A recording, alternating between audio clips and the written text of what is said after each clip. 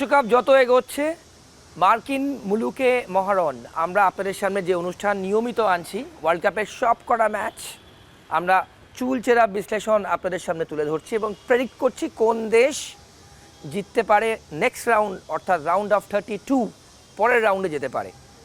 পর্তুগালের যারা সাপোর্টার ছিল তারা কিন্তু খুব টেনশনে ছিল ক্রিশ্চিয়ানো রোনাল্ডোকে নিয়ে, কিন্তু কাল একদম হোয়াইট ওয়াশড হয়ে গেছে। Cake walk victory. পর্তুগাল কালকে 5 গোলে হারিয়েছে উজবেকিস্তানকে। Cristiano Ronaldo is back in form. কিন্তু এই ম্যাচে ঢোকার আগেই, এই ম্যাচে যাওয়ার আগে আমরা আজকে খুব তাড়াতাড়ি আপনাদের বলে দেবো আজ অনেকগুলো খেলা আছে কিন্তু আজ এবং কাল সকাল নিয়ে। কোন কোন খেলা? আজ Switzerland versus Canada Indian time 12:30, Bosnia versus Qatar, Morocco versus Haiti, Scotland versus Brazil, South Africa versus South Korea আর সেজিয়া ভার্সেস মেক্সিকো। কিন্তু আমরা আজকে প্রথমেই শুরু করব সেটা হলো কাল পর্তুগাল 5 গোলে জিতেছে উজবেকিস্তানের সঙ্গে, আবার পাশাপাশি খানা কিন্তু কাল ড্র করেছে। রিমিক মাঝি আমার সহকর্মী, ক্রীড়া সাংবাদিক, তার বিশ্লেষণও আপনারা শোনেন। আমার সঙ্গে আছে রিমিক। তোমায় মার্কিন মুলুকে মহারণে অনেকদিন বাদে তুমি এলে, তোমাকে স্বাগত। প্রথমেই বলি, যারা পর্তুগালের সাপোর্টার আমি বললাম তারা কিন্তু মোটামুটি একটু ডিপ্রেসড হয়ে গেছিলো, কিন্তু ক্রিশ্চিয়ানো রোনাল্ডোর জাত কি, বেস কি, football is in is blood কাল বোঝালো। বলো। দেখো, কঙ্গোর সঙ্গে প্রথম ম্যাচ ড্র, এটা পর্তুগাল সাপোর্টারদের কাছে খুবই কিন্তু একটা খুব হতাশাজনক ছিল। চলতি বিশ্বকাপে তুমি যদি দেখো তারকা ফুটবলার যারা, Kylian Mbappe, Haaland, Lionel Messi, Harry Kane, প্রত্যেকে গোল করছেন, বুড়ি গোল করছেন। আমরা যারা এই মেসি রোনাল্ডো দ্বৈরথটা তৈরি করেছি, সেখানে সেই মেসি 5টা গোল করে ফেলেছে এবারে ওয়ার্ল্ড কাপে, কিন্তু ক্রিশ্চিয়ানো রোনাল্ডোর গোল নেই, প্রথম ম্যাচ খেলে ফেলেছে ড্র। এবং এই বিশ্বকাপ শুরুর আগে ক্রিশ্চিয়ানো রোনাল্ডোকে নিয়ে প্রচুর ক্রিটিসিজম হয়েছে। প্রথম একাদশে থাকার যোগ্য নয়, দলের বোঝা, বয়স হয়ে গেছে, বুড়ো। কঙ্গোর সঙ্গে ড্র করার পরও কিন্তু সমালোচনার ঝড় উঠেছিল প্রথম একাদশে ক্রিশ্চিয়ানো রোনাল্ডোকে রাখা নিয়ে। সেই ক্রিশ্চিয়ানো রোনাল্ডো, তিনি কেন ক্রিশ্চিয়ানো রোনাল্ডো সেটা কিন্তু প্রমাণ করে দিয়েছেন তিনি। 41 বছর বয়স, মেসির থেকেও বয়সে বড় সেই ক্রিশ্চিয়ানো রোনাল্ডো কালকে শুধু 2টো গোল করলো না উজবেকিস্তানের বিরুদ্ধে, গোটা দল তাকে চালালো আদর্শ নেতার মতো। 2টো গোল করলো এবং বিশ্ব রেকর্ডের খাতাকে নিজের মতো করে ক্রিশ্চিয়ানো রোনাল্ডো সাজালো। আগের দিনকে মেসি ওয়ার্ল্ড কাপে সর্বাধিক গোলের রেকর্ড করেছিল, ক্রিশ্চিয়ানো রোনাল্ডো 2টো রেকর্ড কালকে গড়লো। কী রেকর্ড? টানা 6 বিশ্বকাপে, প্রত্যেকটা বিশ্বকাপেই গোল করার নজির। এই নজির বিশ্বে আর কোনো ফুটবলারের নেই, এমনকি লিওনেল মেসিরও নেই, এবং এই রেকর্ড মেসিও আর ভাঙতে পারবে না। মেসির এটা শেষ বিশ্বকাপ। ফলে ক্রিশ্চিয়ানো রোনাল্ডোর নাম পাকাপাকিভাবে এই রেকর্ড বুকের খাতায় উঠে গেল। পর্তুগালের কিংবদন্তি ফুটবলার ইউসেবিওর বিশ্বকাপে সর্বাধিক 9 গোলের রেকর্ড ছিল, সেটাও কিন্তু ভেঙে দিল ক্রিশ্চিয়ানো রোনাল্ডো। বিশ্বকাপে তার 10টা গোল হয়ে গেল। এবং ক্যামেরুনের কিংবদন্তি রজার মিল্লার পর দ্বিতীয় বয়স্ক ফুটবলার হয়ে বিশ্বকাপে গোল করার নজির গড়ল। একাধিক নজির। শুধু তাই নয়, যে কথাটা বলছিলাম শান্তনু, কালকে রোনাল্ডো 2টো গোল করলো এবং যে গোলটা ফ্রিকিক থেকে করলো ফার্নান্ডেজ 37 মিনিটের মাথায়, ওই পজিশন থেকে কিন্তু ক্রিশ্চিয়ানো রোনাল্ডোর ভুরি গোল রয়েছে ফ্রিকিকে। কিন্তু রোনাল্ডো কালকে কিন্তু প্রথমে আমরা ভেবেছিলাম রোনাল্ডোই শটটা নেবে, কিন্তু শেষ মুহূর্তে রোনাল্ডো সরে গিয়ে ফার্নান্ডেজকে শটটা নিল এবং গোল করলো। এটাই হচ্ছে প্রকৃত নেতার মতো। অ্যাসিস্ট করলো, দৌড়লো।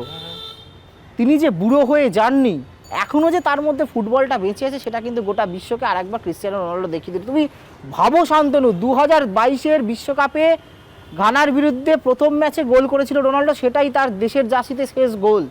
তারপরে ইউরো কাপে গোল করতে পারেনি।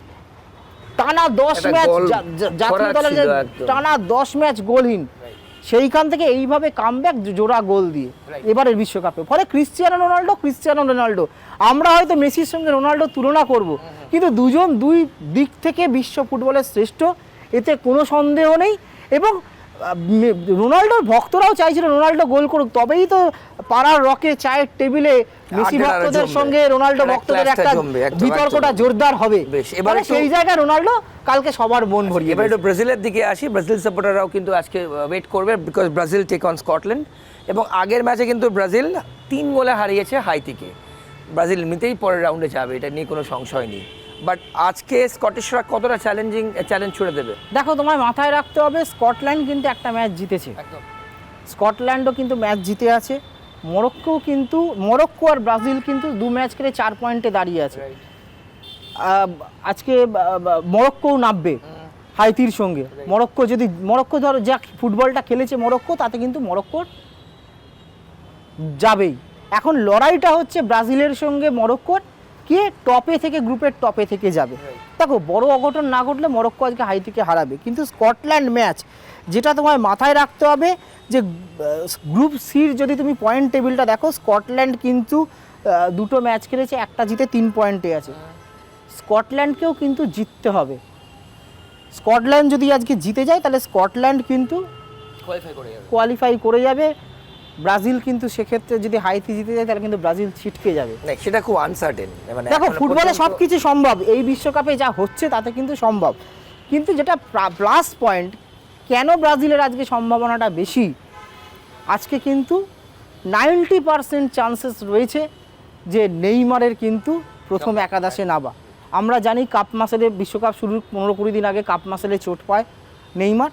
কোচ আনসেলোত্তি পুরো রিহ্যাবে ছিলেন, কোচ আনসেলোত্তি তাকে কোনো রিস্ক নিতে চায়নি, কারণ তাকে নক আউটে, এবং আজকেও যে নেইমার নামবে, আজকে মানে আগামীকাল ভোরবেলা, সেখানেও কিন্তু ম্যাচ টাইম দেবে কিনা সেটা নিয়ে একটা দ্বন্দ্ব রয়েছে। কোচ আনসেলোত্তি কিন্তু প্রচণ্ড সতর্ক নেইমারের ব্যাপারে। এই নেইমারকে বাইরে রেখে দল গড়ার কথা বলা হয়েছিল, যে একটা চোটগ্রস্ত প্লেয়ারকে, কিন্তু আনসেলোত্তি এত পোরখাওয়া কোচ জানে যে নেইমারের ড্রেসিং রুমে নেইমারের প্রেজেন্সটা গোটা ব্রাজিল দলের কাছে খুব গুরুত্বপূর্ণ। নেইমার না খেললেও ড্রেসিং রুমে যেভাবে প্লেয়ারদের তাতাতে পারবে, সেটা হয়তো কোচ আনসেলোত্তিও পারবে না, সেটা কিন্তু কোচ আনসেলোত্তি জানতো, সেই জন্য নেইমারকে নিয়ে এসছে এবং ফুল রিহ্যাবে রেখেছে। আগের দিন যখন হাইতির বিরুদ্ধে খেলছে ব্রাজিল, নেইমারকে কিন্তু টিম বাসে করে মাঠে আনেনি, তার কিন্তু টিম হোটেলে তার রিহ্যাব করিয়েছে।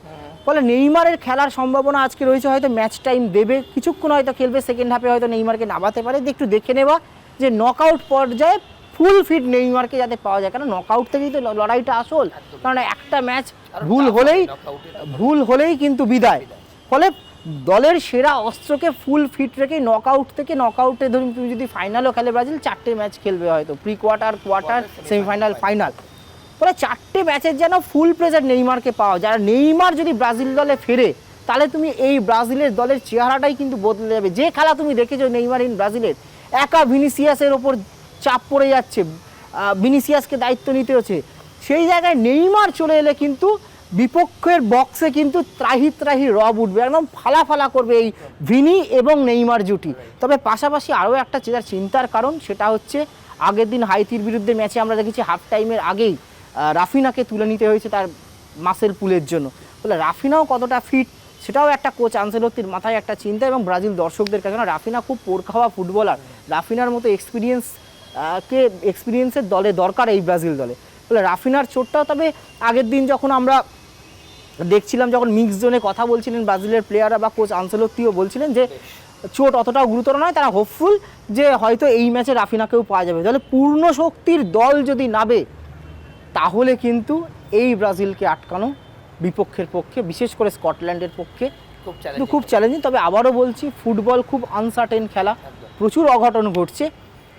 এই ম্যাচটায় ব্রাজিলের অবশ্যই এগিয়ে এবং নেইমার থাকবে। এবং তার সঙ্গে আরও একটা খেলার কথা বলবো একদম শেষে, দর্শকদের অনুরোধ করব, সাউথ কোরিয়ার খেলাটা অবশ্যই দেখবে। সাউথ কোরিয়া একটা অসাধারণ টিম। এশিয়ার এই দুটো কান্ট্রি, জাপান আর সাউথ কোরিয়া, যে ফুল ফোটাচ্ছে বিশ্বকাপে। South Korea will take on South আফ্রিকার সঙ্গে সাউথ কোরিয়ার খেলা। সাউথ আফ্রিকা যদি নকআউটে তো যাবে, এবং জাপান সাউথ কোরিয়া, এই দুটো দল কিন্তু আমার কাছে ব্যক্তিগতভাবে কিন্তু খুব একটা সফট কর্নার রয়েছে এবারের বিশ্বকাপে। রেমিক, অনেক ধন্যবাদ তোমার সময়ের জন্য। আপনারা শুনলেন, আজকে কিন্তু যারা ব্রাজিল সাপোর্টার, তারা কিন্তু খুব অধীর আগ্রহে অপেক্ষা করবে, কারণ ব্রাজিল স্কটল্যান্ড কতটা চ্যালেঞ্জ ছুড়বে ব্রাজিলকে, সেদিকে আমাদের নজর থাকবে। আর আমাদের যত ওয়ার্ল্ড কাপ এগোবে বা নেক্সট রাউন্ডে যাবে, আরও ইন্টারেস্টটা কিন্তু বাড়বে। মার্কিন মুলুকে মহারণ চলতে থাকবে। আর অন্যান্য সব খবরের জন্য থাকুন KTV বাংলা।